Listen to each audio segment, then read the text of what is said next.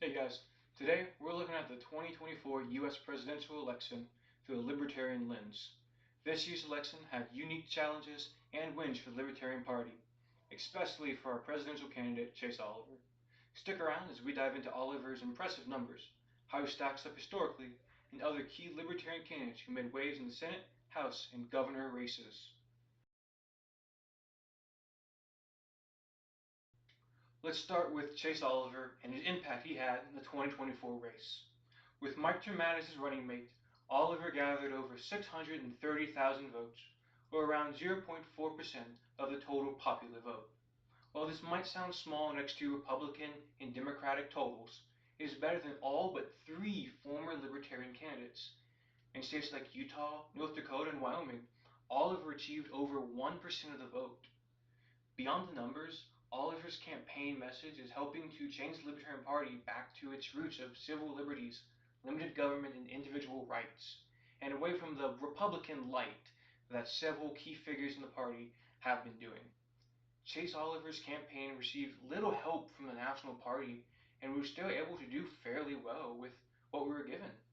If you break it down to vote per dollar spent, we received 1.5 votes per dollar compared to other third-party candidates like RFK Jr. with 0.012 per dollar and Joe Stein with 0.3 votes per dollar. With the great grassroots campaign Chase was able to utilize, imagine what he could do in 2028. With the full backing of the party and more name recognition, as well as the fact that both major parties must have a presidential primary, I can see Chase Oliver surpassing all previous Libertarian candidates and possibly breaking that 5% threshold. Moving on from the presidential race, the Libertarian Party saw some strong showings in the Senate, House, and governor elections as well. Let's highlight a few of these candidates who had great performances in this election. In the Senate race, David Moran, candidate for West Virginia, received 3.5% of the vote and over 25,000 votes. And Mike Scott of Maryland received 2.3% and over 65,000 votes. Don Kissick of Ohio almost reached 200,000 votes with 190,000 votes and 3.4% of the popular. While Texas candidate Ted Brown did break 200,000 votes with 266,000 and 2.4% of the total. Out of the governor candidates, the best showing by far was from Indiana candidate Donald Rainwater. Rainwater received close to 130,000 votes and 4.5%. He also ran back in 2020, where he received 345,000 votes and 11.4% of the popular.